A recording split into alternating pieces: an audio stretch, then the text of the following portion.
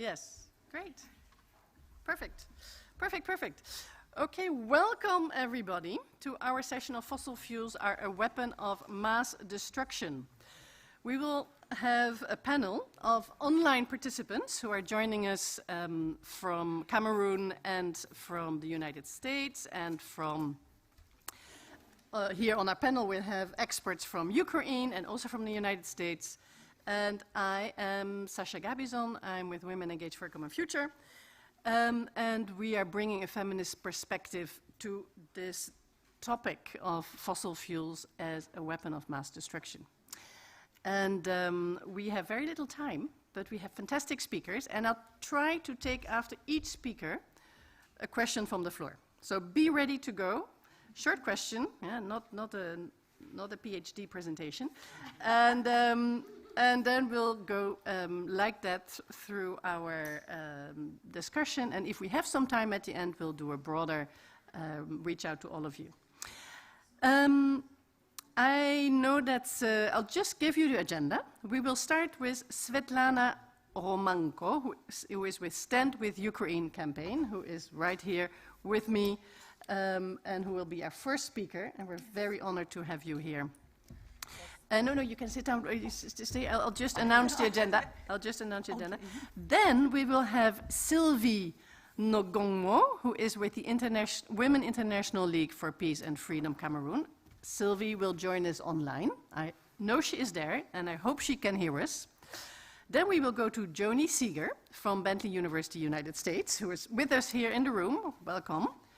And then we'll go online to Beatrice Fihn from the International Campaign to Abolish Nuclear Weapons. Beatrice, I know you're online. I hope you can hear us. So welcome to our experts. And I look very much forward to discussing this issue with you today. And now, Svitlana, I ask you to kindly take the floor and give your presentation. Good afternoon, everyone, and thank you so much for having me here today to speak about the fossil fuels as weapon of mass destruction. The Russian invasion of our country is funded and fueled by the coal, oil, and gas industries that also drive the climate crisis. The import of all fossil fuels from Russia must be banned, as must any investment in Russia. This is urgent and necessary to stop the existential threat to my nation. But it's just the beginning. We need to phase out fossil fuels globally if we are to stop the existential threat to our planet. And we have to implement the Fossil Fuel Non-Proliferation Treaty as a global framework which will enable us to keep all fossil fuels in the ground, phase out them quickly, and do a fast and just transition to a clean energy and community-owned energy. But I would like to start explaining of why fossil fuels have become a weapon of mass destruction and why it becomes so clear over the last 3 months. First of all, fossil-fueled wars are not new to the planet. The industry inspires conflicts wherever it goes, whether it's Ukraine today or in decades of violence perpetuated in places like the Middle East, Nigeria, and Ecuador, and many others in the global south, which already suffer from severe weather, poverty, and oppression impacts. The war in Ukraine is not just another conflict. Besides dreadful death, destruction, violence, terror, and genocide against thousands of Ukrainians killed during shelling, bombing, and missile attacks from Russian forces, it has already affected 1.7 billion people in more than 107 countries who are now facing sky-high prices for food and energy. From Egypt to Sri Lanka, food and energy prices are adding additional layers of strain to already struggling communities, threatening peace and security within these nations. More than humanitarian and the impacts to our country have also been huge. And I will just tell a few numbers. We'll stop on those numbers that can explain better than I believe, what massive destruction, what grief, and what need of immediate phasing out of fossil fuels this fossil-fueled war brought to our territories. And if we won't act, it can expand. because we deal with Russia, the largest country by landmass, the largest country by fossil fuel reserves which are available for extraction, the largest country with the number of carbon bombs. They only have have 41 of them, which they can detonate at any moment. And we cannot trust the country that invades and exposes aggression towards another sovereign and independent nations, because it may happen to any other country in Europe soon, obviously. So more than 14.5 million Ukrainians have fled their homes, while tens of thousands of civilians have been killed. Among them are 500 children, and more than 120,000 children were separated from their mothers and deported to the concentration camps in the Russian Federation. And as well as damage to the infrastructure with this full-scale war was enormous and still is enormous. 23,800,000 of kilometers of roads, 621 kindergartens, almost 300 bridges, almost 1,000 healthcare institutions and factories have been bombed and destroyed. And Ukraine's real GDP expected to drop by from 30 to 50% this year. And the cost of rebuilding the country after the war is estimated at $1 trillion. It's huge. This is a huge damage, and this is a huge loss. If we could have this money diverted into the clean energy infrastructure, imagine what we could do all together instead of killing and destroying, killing civilians and destroying territories. And there is also a huge environmental damage, which we know weapons of mass destruction always impose where they are. Thousands of hectares of ecosystems have already been destroyed. Russia targets our critical energy infrastructure like power lines, power plants, oil depots, as well as industrial facilities, including chemical plants and gas networks. So the EU still sending 1 billion euros, even if with yesterday's embargo. Unfortunately, it will only be imposed in full by the end of the year. It's too late to end the war in Ukraine. And as a Ukrainian, it's very difficult for me that the planet-saving transition to clean energy may come at cost that has been paid by my compatriots with their lives. But perhaps because I live on the front line, I see it very clearly that the fight for Ukraine's freedom can lead us to what science has told us to do: stop burning oil, gas, and coal right now. And it's not acceptable to allow this war to become a trigger for a new way of fossil-fueled colonialism in the countries of the global south. We have to stop it now. In the climate crisis, we don't have any other window for a fossil fuel infrastructure. And the very last point which I would like to make, we must implement the Fossil Fuel Non-Proliferation Treaty to stop fossil fuel addiction behind Putin's war machine. The 3 pillars of the Fossil Fuel Non-Proliferation Treaty also provide us with hope and vision for socially responsible, equitable, and green post-war recovery of Ukraine. As we enter the 4th month of fighting, we see how much destruction has already been made by the fossil fuel war and fossil fuels as a weapon of mass destruction. And the sooner economies move away from fossil fuel dependency, the sooner peace and security for all of humanity can be achieved. Thank you so much for your attention.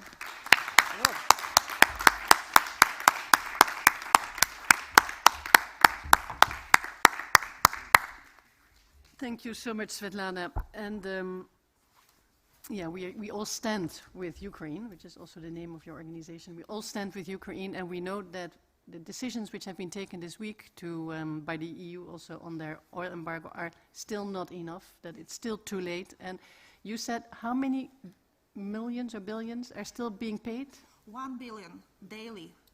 1 billion daily still goes into... Yes, and Putin spends, there is another proved number from open sources. EU sends 1 billion to Putin every day, and Putin spends 900,000 millions each day to fund his war machine against Ukrainians. And One additional comment I would like to make before taking a question. It's about the fossil fuel companies have doubled their profits over the last few months because they are using Ukraine and the war in Ukraine as a justification for them to increase exploration everywhere in the global south, which we can see in Colombia, in Guyana, with ECOP and many other places. So this should not happen because these profits are huge. And even in numbers, 20 US-based companies made 30.3 billion of US dollars only for the last three months. We have to stop them of doing that. And European companies receive additional extra 107 million profit in euros profit because of increased prices each day, just making their business of Ukrainian grief. So we have to understand that it's not an easy fight, but we have to phase out fossil fuels everywhere the soonest. And the Fossil Fuel Non-Proliferation Treaty is very timely to discuss today during Stockholm +50 because it can stop it from happening right now. If from cities to states, everyone commits to Fossil Fuel Non-Proliferation Treaty, as actually did 11 Catholic institutions, because I was working in the past for Laudato Si movement, and they just shared very important news with me that this movement with Catholic institutions has started growing already in all Catholic countries in the global south. So altogether, we can make a difference and end the war in my country and also end the fossil fuel conflicts everywhere. Thank you very, very much, Svitlana. So I announce one short question. Youth goes first. I see a very young man, Monsieur Ati. I'm from Canada, I live in Helsinki. I just want to ask, because the war, all of the suffering is in the Ukraine, the civilians there, and the young men fighting in Russia, because it's being done with Russian weapons and NATO weapons. And the investment in weapons has been going up and up since the Paris Treaty. About 100 billion a year is being invested in the military. And the biggest military is NATO, and it's also the biggest emitter of greenhouse gases that are fueling. About 6% of the emissions are caused by the military. What hope have we got now when everybody is looking for military, and even the Ukrainians are asking for more military weapons, which I understand, but it just justifies the building up of this military and waste of resources on the military, and getting us into a shortcut to destruction beyond climate destruction, where there are nuclear weapons involved. Yes, I do completely understand your question. Thank you so much for that. I'm also anti-militarist and peace and justice activist, but in the current circumstances, we have to understand that to fight dictatorship and to fight tyranny, we unfortunately don't have another means for now. Because when you are forced to some force, you have to fight back. But I truly realize, for example, if we compare just the price of one big, do you remember this big ship called Moscow that, yes, in the Black Sea. So it costs 780,000 millions, only one. Can we imagine if this money we put into green investments and we accelerate a green transition to clean energy everywhere? Of course, there should not be militarism and the production of more arms. It's even cannot be under discussion, even from the feminist perspective. It's a patriarchy which cannot drive this planet anymore. But at the very same time, this is a huge threat to the nation, and I think choosing between being all getting enslaved by the tyrannies, fossil fuel tyrannies, and fighting them and building a new future, a new economy, which won't be based on the fossil fuels, makes some sense to justify this temporary measure. Thank you very much, Svitlana. I now will take our second speaker, Sylvie Nagongmo from the Women International League for Peace and Freedom Cameroon. Sylvie, are you with us? Can you hear us? And can we see you?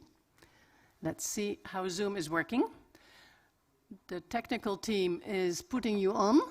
Yes, I can hear you. Yes, Sylvie, we can hear you too. Sylvie, the floor is yours. I can hear you. Go ahead. Thank you so much. And I want to say that, yes, I'm happy that you can hear me because I'm in country and the internet might not be very stable, but I truly hope it's going to work. Thank you so much. I want to send greetings from Cameroon and say sincere thanks for this opportunity given to me to discuss this very important topic. But before I say my remark, permit me to say the reason why I'm not in Sweden in person. I want to say that I'm intervening online because I was not able to get the visa to come to Sweden. I am saying it because the visa requirements were simply unacceptable and beyond my capacity. I was requested to travel to Democratic Republic of Congo or to Nigeria to get a visa, which I found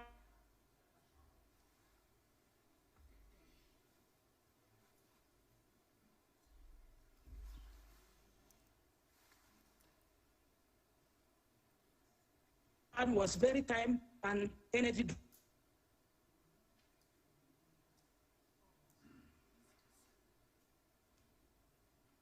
draining and also impossible in this time of pandemic. Also feel that I always give the participate in multilateral events. So I had to say it so that this does not happen next time, neither for me nor for another woman. Now, regarding the topic of Fosson, I want to use the case of my country, Cameroon, to testify that this is really true. Because if I take the case of Cameroon, oil is directly linked to conflict in Cameroon. Oil and other natural resources have played an important role in how colonial power divided up Nigeria and Cameroon. The current conflict that we have in the northwest and southwest originated from the creation of the United Republic of Cameroon. And today we continue to have grievances which are over unequal access to fuel and natural resources. The current conflicts, I know you are all aware of the conflict in Cameroon, over independence of the English-speaking region is above, they want independence, the English-speaking region, but is above all a fight over access to fossil fuel and natural resources. In 1961, there was a conference in Cameroon which brought the two federated parts of Cameroon into one Republic of Cameroon. And this political decision is at the root causes of the current conflict in Cameroon. So, and the underlying reason under it is the fight over petrol and other natural resources. That is why the government, most of the time, has responded to this conflict mostly with repression, including increasing investment in military and security forces. And the result is very clear.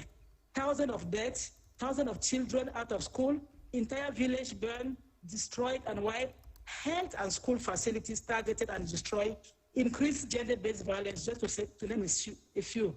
I want to say that because of that, I think that Cameroon is also suffering from what I can call resource curse.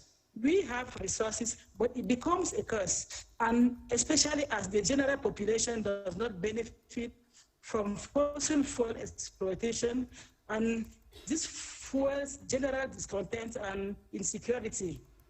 I want to also indicate that there is a link also in Cameroon between fossil fuel and environmental pollution.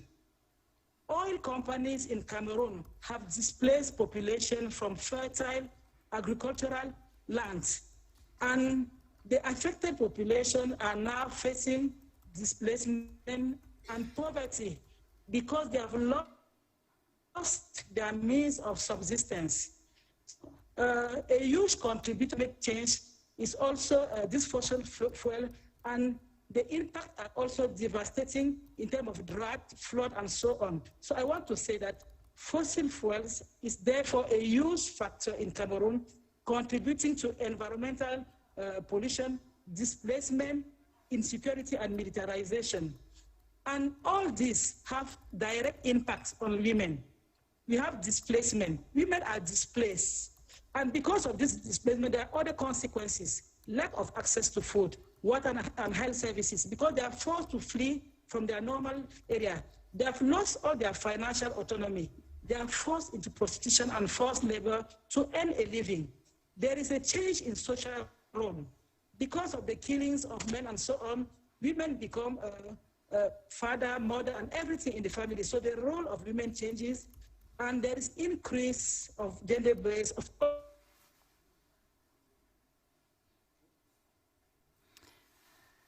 So thank you very, very much, Sylvie. We could... One form of gender-based violence as a weapon of war. There is... Sorry? Thank you very much, Sylvie.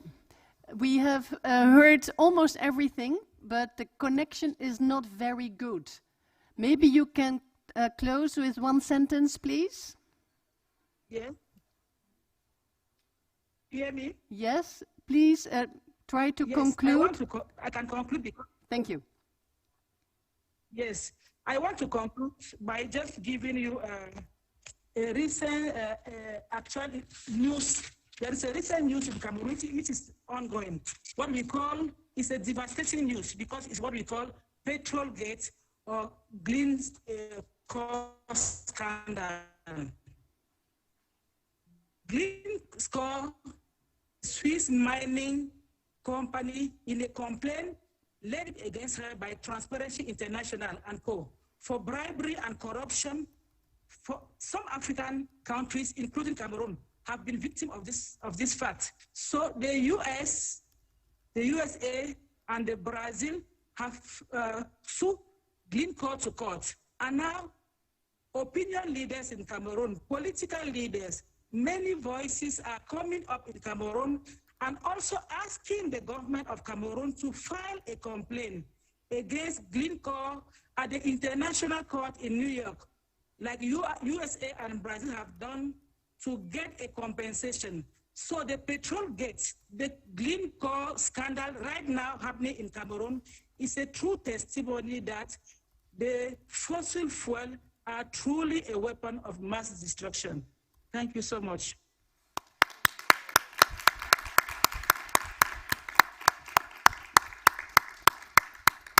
Thank you so much, Sylvie, and we are so upset that it was impossible for you to get a visa to come to Sweden and to be here with us, for us to further discuss with you the scandal of the Swiss and the US oil companies, but especially also your solutions, which you have been able to indicate to us about women in peace negotiations and women's land rights. And we understand indeed that in your case, the fossil fuel mass destruction is very much also impacting women, particularly with gender and sexual violence.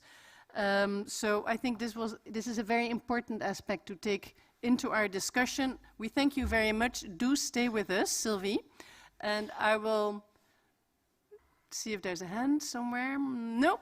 All right, then I will be very happy to ask Joni Seager, Bentley University, to give us her presentation. Thank you, Sasha, and thank you to my co-panelists. So in 5 minutes or less, I'm starting my timer, but I'm also dependent on our timekeeper here.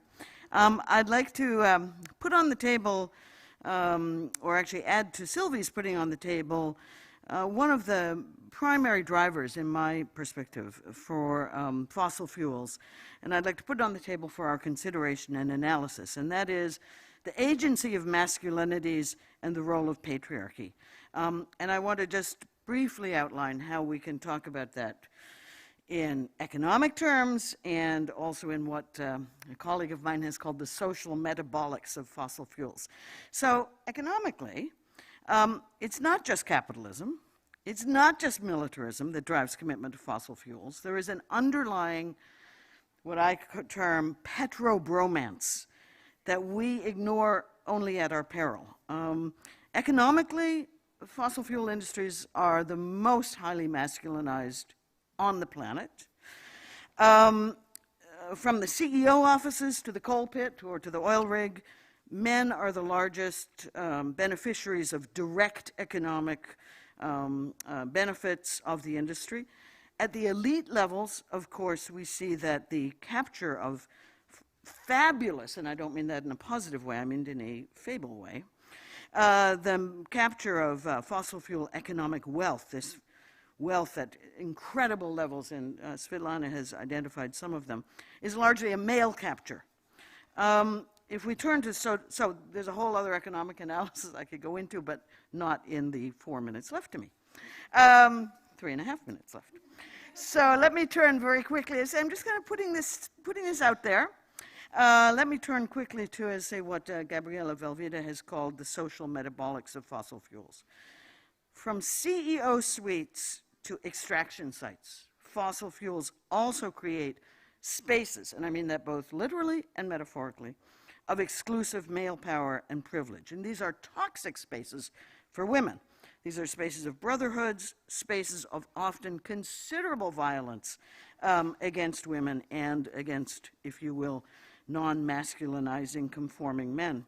And we have much, but not enough, understanding of sex trafficking involved with extraction sites, sexual violence in small towns dealing with sudden large influxes of male labor force, and there's a considerable body of work that we need to consider there.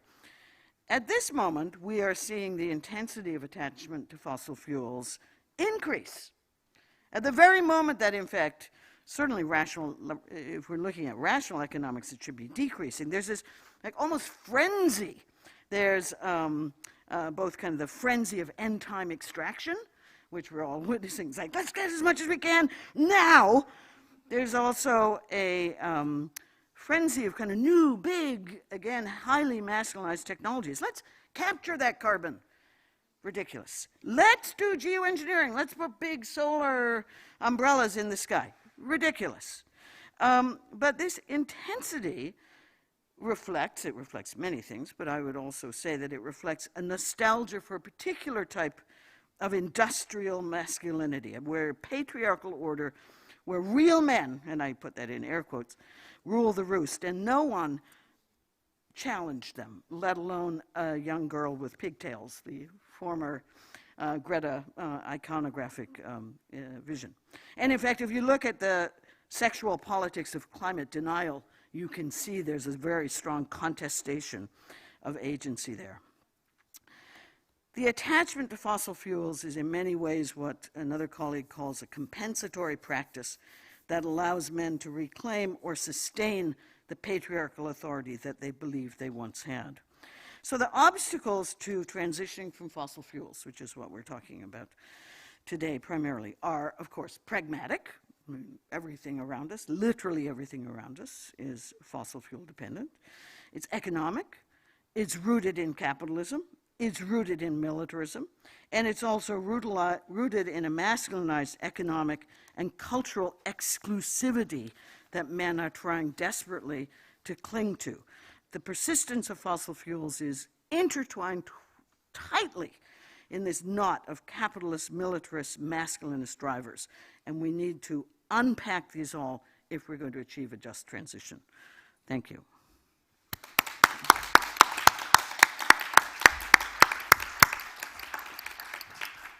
Thank you very much, Joni, for bringing us a few very important new terms. You will have to mention them once more. It was the social metabolics of fossil fuels? Yes, isn't that Yes, great? And that's okay. from Gabriela Valverde. That's not my term. Good. But I give you petrobromance. Oh, yes, petrol bromance. And if you use it, you must credit me. Okay.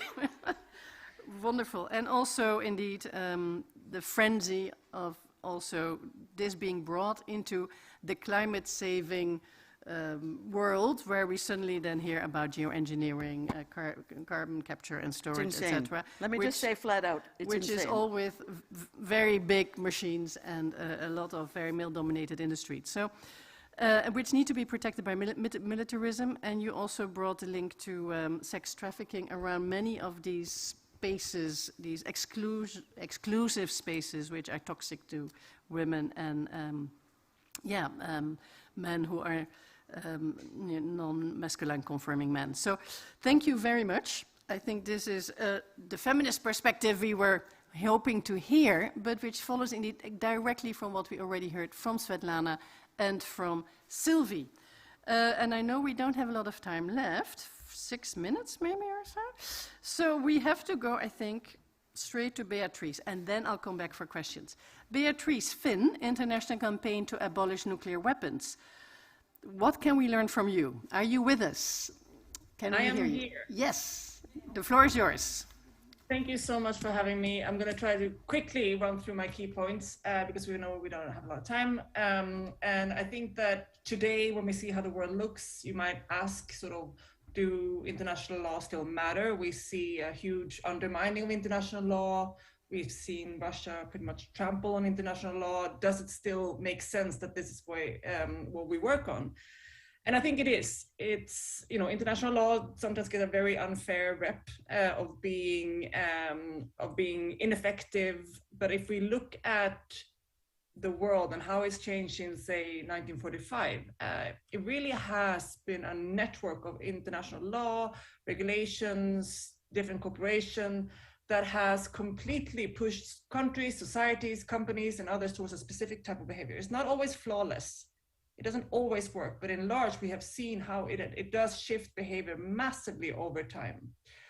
And even when we see countries violate these treaties, like what we're seeing Russia is doing in Ukraine right now, we are using them. And we are using them to put in sanctions, to protest, to push our governments to do more, to respond. So they are still, even when countries violate them, are still effective tools to have at our hand to utilize. And I see a lot of similarities with the work that we do on nuclear weapons and on climate change. And, you know, it's not a coincidence that it's usually the same governments that are the problem. It's the same sort of usual suspects, of course. And for us, I think it's also interesting to see how we have had for a very long time the Nuclear Non-Proliferation Treaty, which I see very much as the similar like Paris Agreement.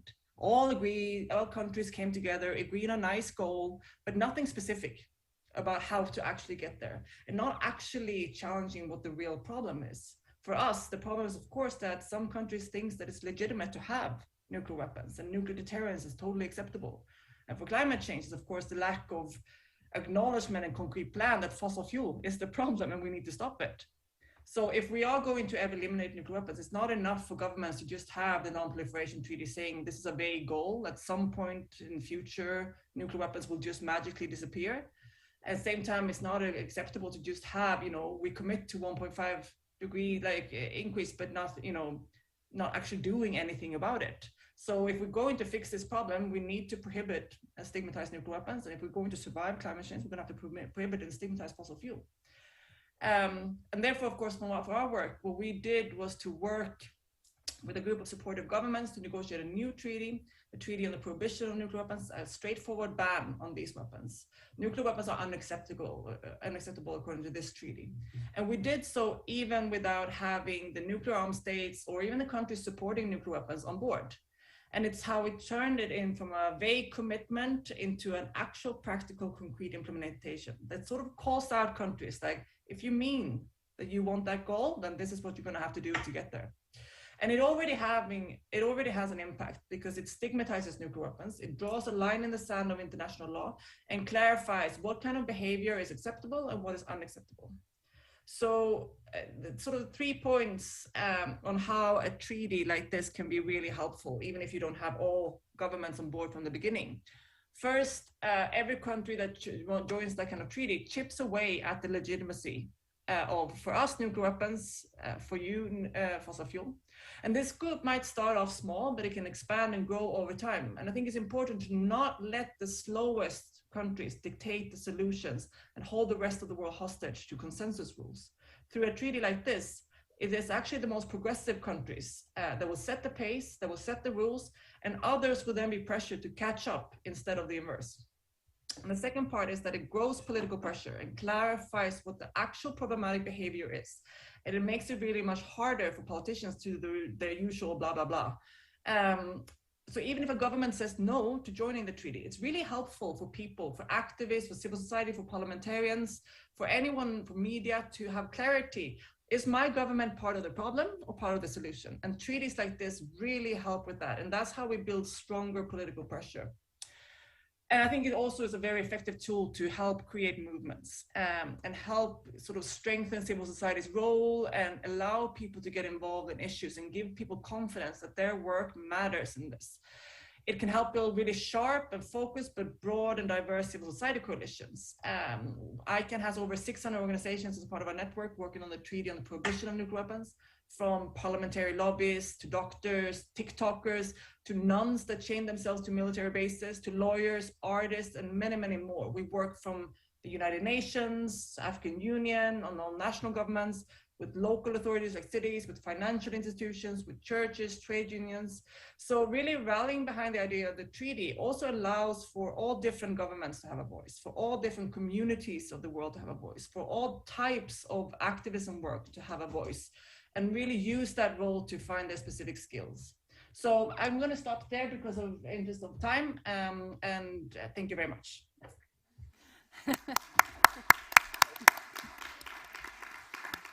Thank you very much, Beatrice, for sharing your experience with ICANN and your campaign to abolish nuclear weapons, and that you started your treaty also as initiated by civil society, diverse organizations, and then getting governments, first the progressive ones, on board, and really setting, the standards to identify which countries are doing a good job and which are not.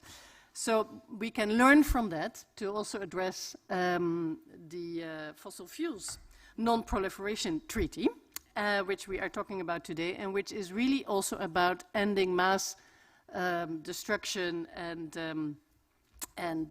violence, and particularly also violence against women and girls, as one of the topics we want to discuss with you. We have, I believe, 7 minutes left, in which we would like to get from some of you your input, your questions, anything you would like us to take to the ministers here. So I see 2 hands. I'll start with the lady over there. My name is Sylvie Nagongmo. I come from Poland. I'm part of the Parents for Future. I'm part of the Parents for Future global community, and we are here also just reflecting on what you said. I saw you have a child and you're a parent.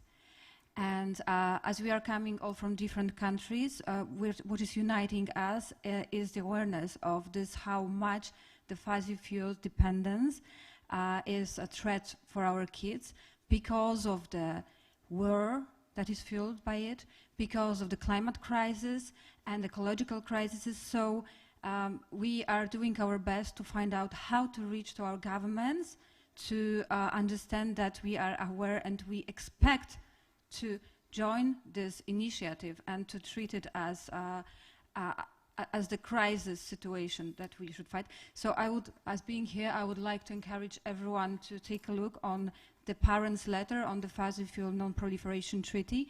We just launched that, and we wish that we gather like billions of signatures from citizens all around the world that we can later on present on COP27, so that our policymakers don't have any more excuses to say like, well, it's not the priority because we have inflation, because this and this.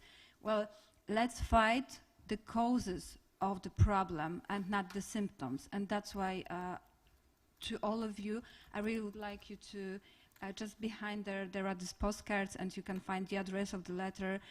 Go on the website, sign it, share it with everyone. And thank you for this panel, especially as a woman, as a mother, and as a feminist, as a part of this global community. I'm really grateful that you do it.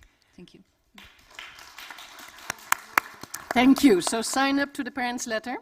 And talk to our governments, and let's hope Poland will be the first government to sign on to the treaty, which is why we're here in Stockholm +50, because here we can talk to the governments, and they have already identified in their text a reference to fossil fuels. They did so in Glasgow, and then part of it was taken out again. It's really difficult to get mention of oil, coal, or gas in a UN treaty. So it is already very important if we can get something like this coming out of the 2 days following here in Stockholm. I have a hand over here. Yes.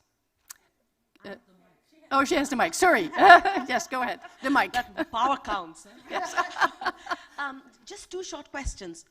Men may capture the profits, But poor women depend also on fossil fuels bringing tomatoes to the market or whatever, onions to the market. So how do we convince the poor women to give up this right? And this is worldwide a really big problem because, of course, half the world's population lives on less than $5.50 per day. So this is the other side of the story. The second question is, and I listened to your presentation as well, which is that the Western world is really finishing off their oil, but more than 80% of the remaining fossil fuel is in the global south. So basically, any treaty that is going to phase it out is asking the global south to not use their resources. I'm completely in agreement from a climate change perspective, but I can't see how we can force them to not use their fossil fuels, because even if we don't buy it, they can sell it to each other. Right? So this basically means we have to come down to a justice story between men and women, a justice story between rich and poor, but also a very big justice story between rich and poor countries. So it's not enough to just stigmatize the use of fossil fuels. How do we address this justice story? Yeah, I mean, I'm from the Netherlands, and we still invest billions every year in subsidies into fossil fuel infrastructure, and we are investing also in countries like Mozambique, which is fueling war in the north of Mozambique, and there has been lots of killings and really horrible things. And it's all justified also with this argument, yeah, of course we are helping development and all that, and independence, blah, blah, blah. But at the same time, at what cost, right? So I think the important thing is to see that if you would invest the same amount of money in renewable energy, you can have decentralized access to energy for also low-cost, low-income families. And I think that is the question which we also heard from Svitlana. If all the billions which are now being put in weapons and more boats, etc., could have gone into decentralized renewable energy solutions, they would have been much faster applicable in the more remote areas where you have also more of the low-income families. So I think that is one of the... But so I think that answer is sort of a stopgap answer in the sense that it can't deal with public transport right now, can't in most places deal. No. Right? So that's one of the issues for the tomato story. And the other thing is that actually we have to go back to capitalism, which is what Joni brought up, which is that we all have to use much less energy. That basically means we have to chuck out the GDP concept. We have to start from scratch. And that story and then you need policies like free public transportation, even if it still uses on fossil fuels maybe, but not subsidizing e-cars like Teslas for the rich, right? Which we are doing in my country, right? So total wrong policy. So of course, yeah, you need to have the social measures in place to absorb and to help with the transition. We all agree on that. Thank you for bringing that into the discussion, and I think we had one last question here, and I know we have 3 minutes left, so you have 1 minute for your question. Quick question. My name is Chris Decky. I'm from the SLOCAT Partnership on Sustainable Low Carbon Transport. But my question, it's really good to see synergies between the two treaty processes, or the beginning of these treaty processes, but I'm wondering how all of this can kind of touch on militarism in a wider way, right? Like I come from the US, where we have 800 military bases around the world that nobody seems to want to talk about. And I'm just wondering how these two treaty processes can kind of start talking about something like that, or go beyond just, let's say, nuclear weapons or non-proliferation of fossil fuels, but really talking about the militarization of the planet that's often perpetuated by countries like mine. So just something to talk about. Thank you. So, and one last hand over here, and then I'll come back to our panelists on the screen, and maybe Liz will give us 2 or 3 minutes more. Yes. Good. 2 or 3 minutes. To respond. I see the hand over here. Yes. Please introduce yourself. Carmen Capriles from Bolivia. I think there is a myth around developing countries not being able to produce their own food, and that they need like the fossil fuels and so on. I think it is necessary to start talking about our food systems and how they are being undermined by big companies that are forcing small producers out of the market because they can bring more product and cheaper products. I think it's important to start working at local level with production, which is possible. I mean, Bolivia is origin center for potato and tomato, and we have to import from countries like Peru because they can produce more there's more investment and there's big companies, but we cannot have our small farmers competing for that. And it's not an issue about fossil fuels, it's an issue about capacity and how we're investing and to start valuing the work that local producers do. Because if we start working at local level and thinking how are the most effective way to fill in the markets, I think we can really reduce a lot of the fossil fuels that are going into these unsustainable food systems. Thank you. Thank you. Thank you, Carmen. And so we go back to our panel, and I would like to ask Svitlana if you have any reflections on the questions we heard today. Yes, I do. And as my first reflection was that I truly didn't mention countless sexual violence crimes against Ukrainian women and girls, and very just little kids. And I think this has to be said because this is what we are discussing: how the fossil fuels are impacting lives forever and changing the life for many people, for many families. I also would like to encourage us all to think of what kind of world we would like to build, and which will be the most just world for everyone who lives on the planet, with inclusive green economy, which is not fueled by fossil fuels. Yes, one way of doing that is dismantling the existing system of that puts profit and over human lives, obviously. But at the same time, the next question is, what is the way of how we do that? How we express our people power to the next action, and how we put our people power potential to the next action.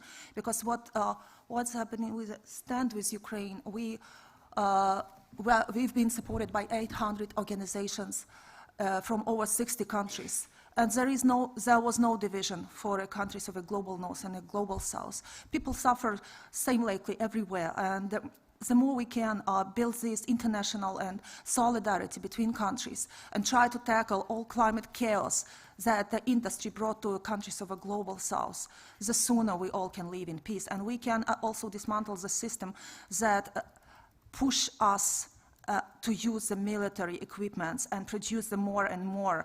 Because I was reflecting also, just very last note, I would like others also to input other speakers, but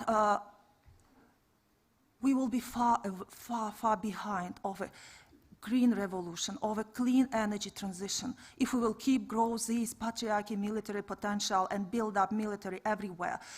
This costs a huge money. I know because I looked into the data, how much it looks, crazy money, insane money, that we can immediately put into green revolution, and we can bring the peace and tackle the conflicts in the global south. Yes, I know. And what you've told about support of a woman in rural communities, I studied this as well. So market system development is one of the approaches, how to connect those women to the markets and how to enable those women to the markets, how to give them a space, not only buy these tomatoes, but produce and get profit of selling these tomatoes, but not being pressured and completely put it out of market with a big corporations. It's one of the small things, but the way we have to go, it consists of a very small steps. And for me, global solidarity in all political measures we can implement is the key road to success. And for Stockholm plus 50, very last one, we really have to have this fossil fuel mentioned in the Paris Agreement. We have to have a clear say that what has been done existing this war and many other conflicts is caused by the fossil fuel industry and the huge profits they are making owning our natural resources. So people are to decide what to do with the oil, gas and coal, not corporations. Thank you so much.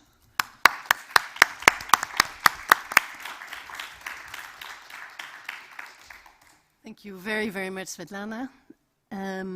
Online, I don't know, Sylvie, if you have a last comment from what you heard? Or Beatrice? Beatrice, go ahead. The floor is yours, Beatrice. Thank you. Yeah, I think some of the questions touched upon and the incredible sort of intersectionality of these issues, right? They are all very linked, and it's very hard to separate them from each other. And when we start talking about one problem, we very much often kind of come into the next problems and the next problems and the next problem, and then we all end up with like, well, capitalism, which is basically the root cause to all evil. And it's true, right? That it is very interlinked, and it's so much complexities in that thing. So we have to figure out how to address many different issues, make sure that all of these treaty processes, there's not a one treaty that's going to solve the problems of the world. It's not one movement that is going to fix all of our problems, right? There's going to have to be many different movements, and we see many different movements and many different issues. We have to fix pandemic issues, we have to fix climate change, we have to fix nuclear weapons, we have to fix so many inequalities, gender-based violence, so many different issues. And I think that we have to work together, but also kind of use that intersectionality into the specific issues. So work both together and kind of still push for specific solutions, because I see very often how governments that do not want to do anything take advantage of when the issues become too broad, they divert and they kind of let people debate amongst themselves on exactly which perspective should be the most important and what the problem is. And it like gets them off the hook sometimes. So we have to try to do both, that we do create movements and pushes that are addressing these issues, but still also remain very focused on a specific policy goal and not see that as the only solution that needs to happen, but one of many solutions. Thank you, Beatrice. So we will push for a fossil fuel non-proliferation treaty in its own status. Yes, Joni, the floor is yours. Oh, thank you. I'll just be very, very brief and thank everyone for their comments and observations. I do believe that it's critically important to understand intersectionality and, as Beatrice has said, and as our other speakers have talked about, and also the extent, as Joyita said, to which fossil fuel dependence and reliance diffuses throughout society. Every single one of us here, and pretty much most people on the planet, are dependent on fossil fuels. So the word transition is the absolutely key word, and of course, just transition, which is a long, slow process. That's the problem. We should have started, Vanessa Nakete this morning at the plenary said she is 25 years old, and this first meeting was 50 years ago, twice her lifespan. We should have started then. We didn't. We should have started it yesterday. We didn't. So what do we have? We have today, and this should be the moment at which we all commit to moving forward on a transition away from fossil fuels with great urgency, but also great care to make sure it's just. So I'll just leave it at that.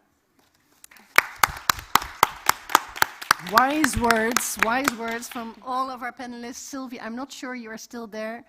If you are, please also give your last remark. Or, no, I think Sylvie has left us. Well, wonderful. I thank you all so much for joining today's panel. Thank you for all your input. Take this along to your governments here at Stockholm Plus 50. And a warm thank you to all the panelists and experts online and here with us in the room. Thank you.